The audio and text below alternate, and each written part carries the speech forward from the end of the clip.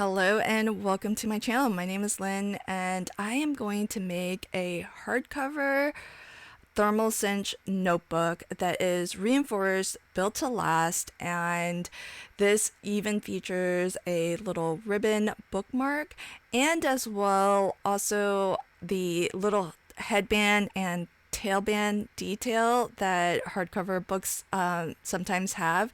So we really tried to make this look like a very traditionally bound hardcover book. Let's go ahead and make this.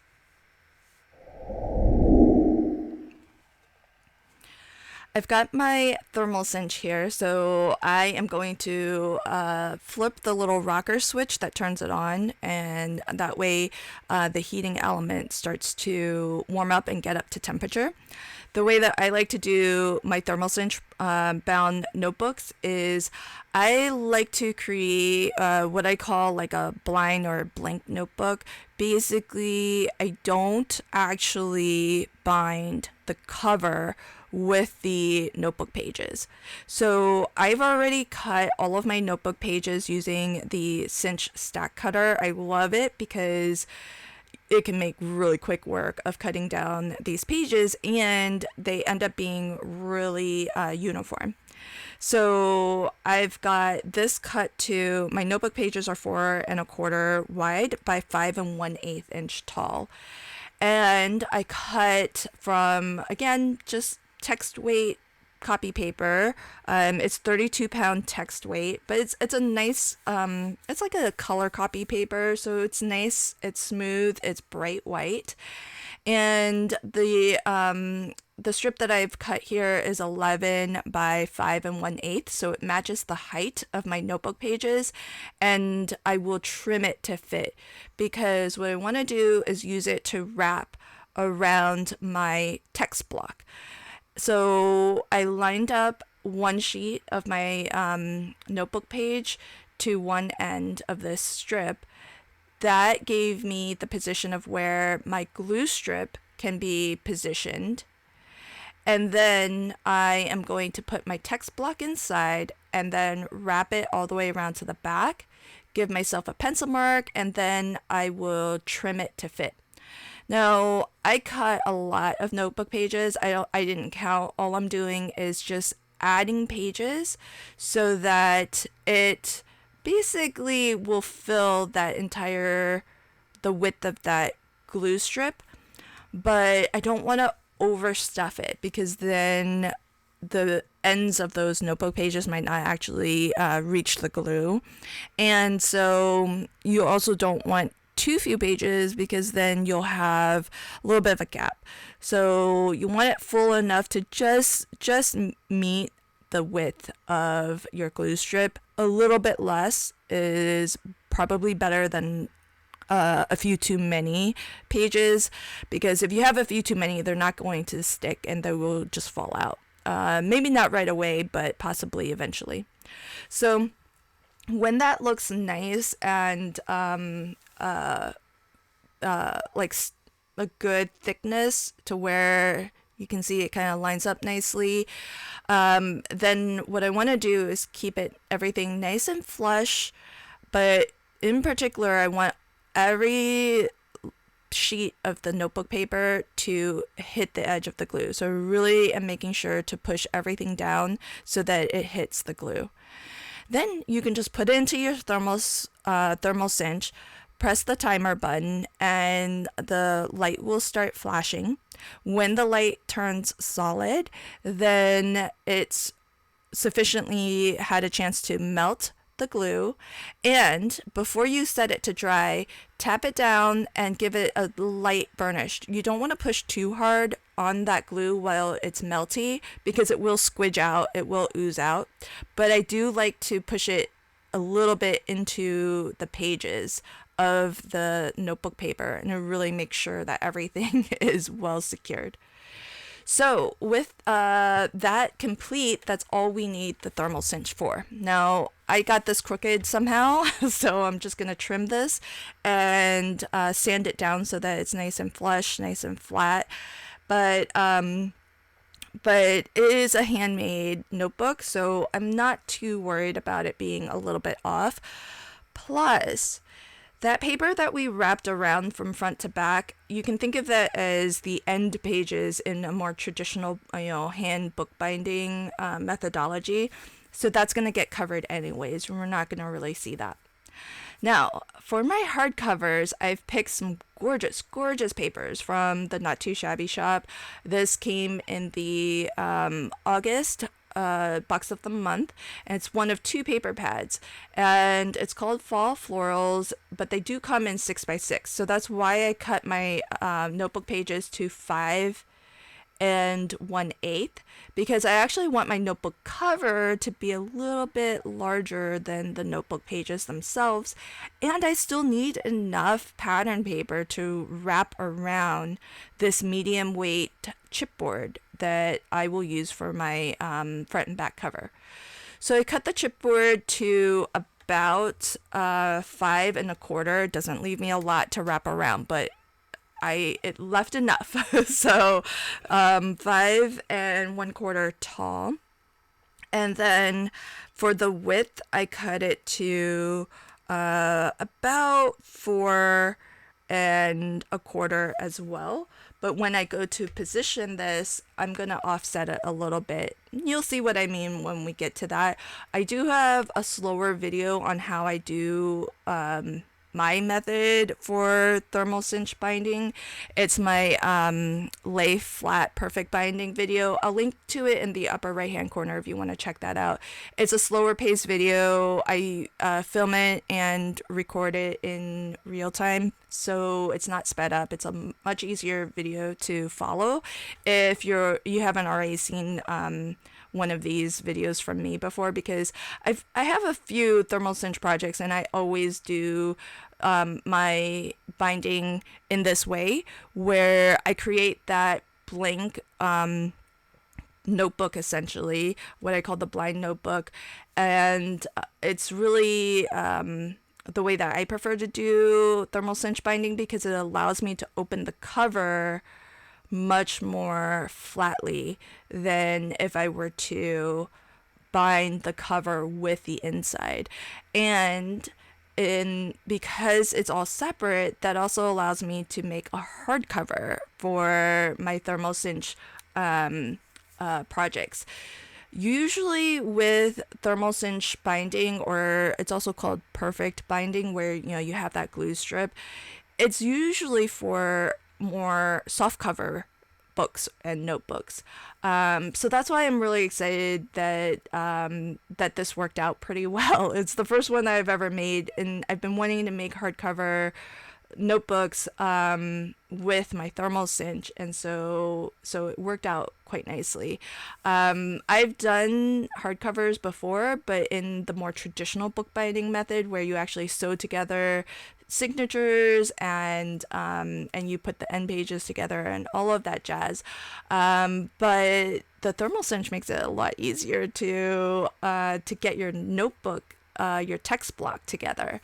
So that's why I really, really like how this turned out, and it's so much easier than sewing together signatures.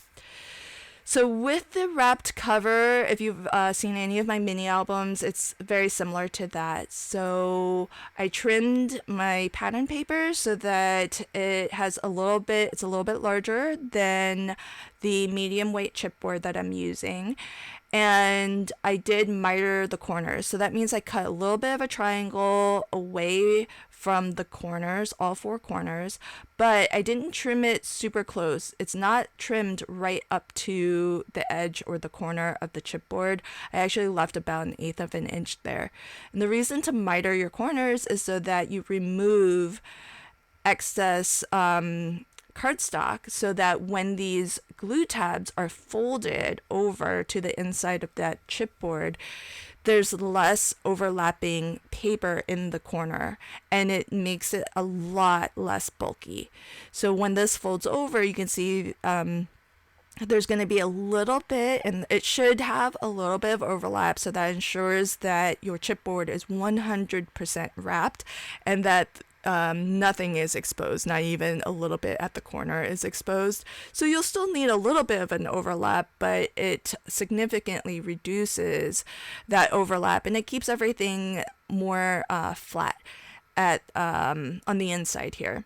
So this I picked up from a traditional bookbinder. I watch a ton of his videos, and one of the things that he does when he makes hardcovers is he taps the corners of the covers after they've been wrapped, and it really takes this super sharp corner. Maybe you can even see some of that overlapped pattern paper, and by tapping away at the corner, it softens, it rounds it a little bit, it softens it, it knocks back the overlapping pattern paper, and it just makes for a really lovely finish. I really like how it turned out. Ever since I did it the one time after seeing his video, I think it's DOS Bookbinding is, I don't know his name, that's the name of the channel, DOS Bookbinding, DAS Bookbinding. And I've always done my wrapped hardcovers the same way, always tapping down those corners. So this bit of pattern paper here, I cut to fit, because once you wrap your chipboard, especially medium weight chipboard, it's got a little bit of a thickness to it. And so that's why I like to measure and cut to fit as much as possible, because you can't always rely on the exact dimensions once you start adding bulk to things. And so I cut this strip so that it matches the height of my covers. And then I scored it so that it will wrap around from the front cover, around the spine, and then back to the back cover.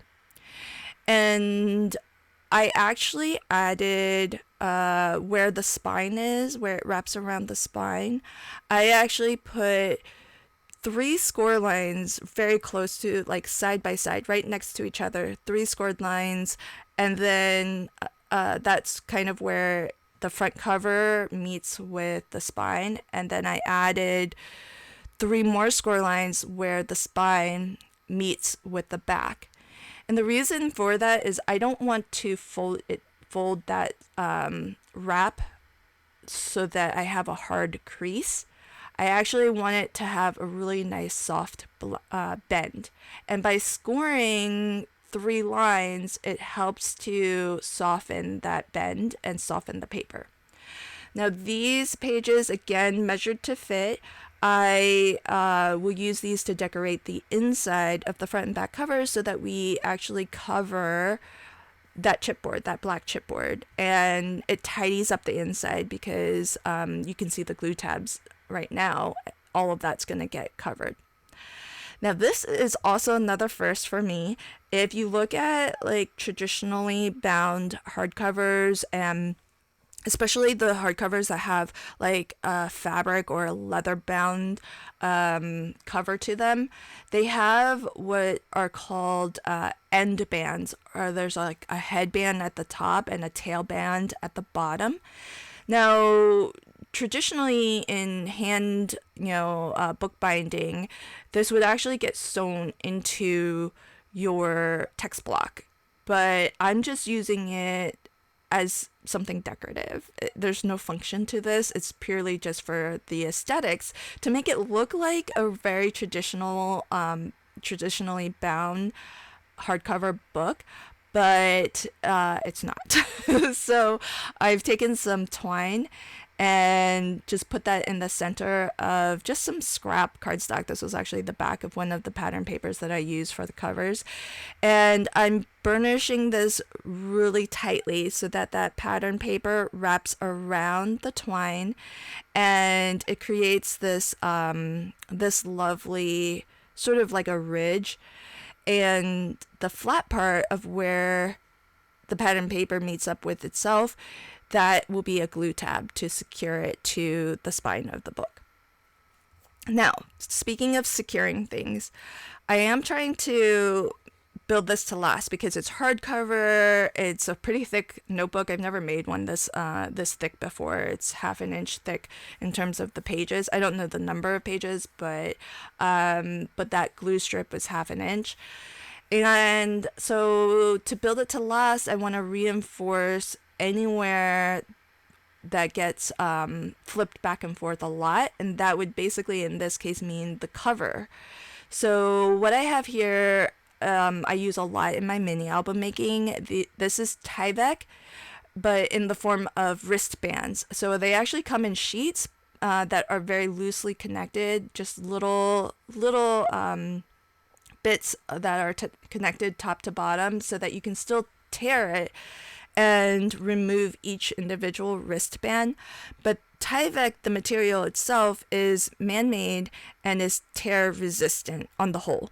So this is the same sort of stuff that you can find in like Tyvek envelopes for mailers, because it's slightly weather resistant, it's tear resistant. So while you can cut it just fine, I used my paper trimmer to cut it to length, and so you can cut it with scissors, trimmers, etc. But by hand, you can't really tear it.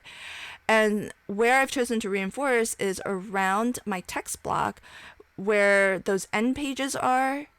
That's what gets attached to the front and back cover of my notebook. So that's just copy paper that is what gets attached to the cover. And while it's going to be plenty secure, it's going to also bend back and forth a lot every time you open the cover of the book. So I want to make sure that I reinforce that area so that even if you bend it back and forth a lot, that Tyvek will not tear. So our text block here won't fall out from the covers. So that's the purpose of reinforcing it in that location there. And one of the reasons why I do my thermal cinch binding this way is because I basically bind it in such a way that the front and back covers, where it actually opens, where it bends, it's thin. That helps you open the covers really flat, and that's really great if that's what you like about like a traditional hardcover or a traditionally bound book, because you don't really get that in the normal method of thermal cinch binding. But because it's thin, that also means that that's the weakest point, and it also is potential for just being torn out completely. So so that's why I went best of both worlds. Tyvek is nice and thin, and so it won't add any bulk, and it'll still be very easy to open and to flex, but Tyvek is also strong. So because it can't be torn, it is the perfect thing to reinforce. Now with the headband and tailband, again, measuring to fit, I'm cutting a very slight angle where the cardstock glue tab is, so that it doesn't extend beyond the spine. And the top portion that's visible where the twine is, I tried my best to cut that nice and flush. But if it's a little bit wider, that's okay. We just don't want the glue tab to be wider, so that when the covers get attached, it's nice and flat. And if you saw, I did also adhere my bookmark to the spine as well. So that's tucked in there also. So now we have to put the covers on. So what I'm going to do is before I actually put everything together, I also want to reinforce all of the score lines. So I'm scoring the couple lines that are where the spine is, and then from the inside I'm scoring where this will actually bend back to open. So when you go to attach this, you can attach that wrap, the sage green pattern paper that I have. You can attach it to the inside of your cover if you don't want as much of it visible, but I like it visible because I feel like it looks more like a traditional, like a leather bound or fabric bound hardcover book. So I'm going to attach my wrap so that it actually overlaps to the front and the back and more of it is visible. But this too is the part of the cover that gets open and closed, exercised a lot. So I also want to reinforce this because it's just paper after all. It's just one layer of cardstock. So very susceptible to being torn, and we don't want that. So I just took a couple more strips of Tyvek, and I am paying attention. I want to make sure that this is reinforcing the score line that is the fold of where this bends back to open the book. So it's the score line that we scored from the inside of the cover that is about 1/4 of an inch away from the actual spine of the book. So I'm gonna fold this and score it again and really just dry fit everything. So you can see it's nice and got a very soft edge curving around the spine. And in my little dry fit, I could see that at the very top and bottom, you could see I didn't have quite enough Tyvek to cover this edge to edge from the left to the right. There's that little strip of pattern paper that's in the middle, and some of that's going to be visible, but just at the very top and just at the very bottom. So I just used the scrap leftover Tyvek that I have, and I'm just going to attach a little bit extra at the top and bottom. Now this piece here, this is visual. This is for aesthetics. It's just to cover that pattern paper that was visible. But the more important area of reinforcement is the score line, not even the score line that wraps around to the front and back where the front cover meets up with the spine. It's this score line that I'm rescoring now from the inside. It's 1/4 of an inch away from our spine, and I'm scoring this through the Tyvek so that I can really soften that paper and train it to start bending backwards. That's where we want the cover to actually bend and open. And so you just want to fold these back, fold these the way that it's going to open, and so that you train your papers and shape them a little bit. Okay, time to put everything together. So I've got my covers, wrapped covers, medium weight chipboard that I've wrapped in this gorgeous pattern paper. I have my text block here, which is just copy paper, 32-pound cover, 32-pound text weight. It's lighter than cover weight. And I'm going to adhere the end pages to my front cover first. I find it easier to line everything up on the front cover. The first cover that you attach, I find it easier to line it up.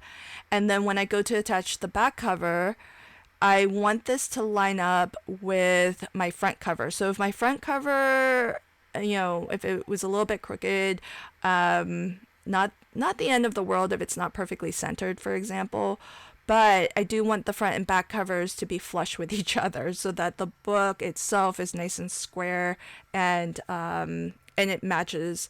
So what I like to do is that front edge of the book where the opening of the book basically, I want the front and back covers to definitely be nice and flush there. So I'm going to put this down on my table so that that's flush, and then use my hands to make sure the top and the bottom of the book are flush with each other.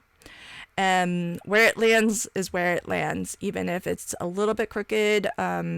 The end page that gets attached to that back cover, not the end of the world. It's going to get covered with this pattern paper anyways.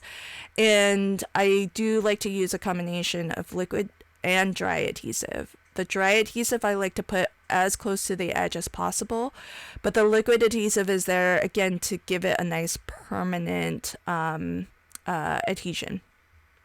Okay, so our covers are on. Now to put this wrapped cover piece on. I'm inking up the edges because the pattern paper has a white core, and I feel like that took away from the finish of this notebook. So just coloring that. This is just a dark brown. It's not, I thought black might be too dark, so I just use a nice brown marker. It doesn't really matter, but to take away the white does make a difference, and so it just looks more finished. And I'm using a combination of dry adhesive all the way to the edge and liquid adhesive. I hold it nice and flush and positioned where I did not apply glue, and once it was in position, I just wrapped it around and adhered it. And now that I have one side anchored down, I can do the same. I can reveal the liner on the dry adhesive and just wrap this all the way around to the back.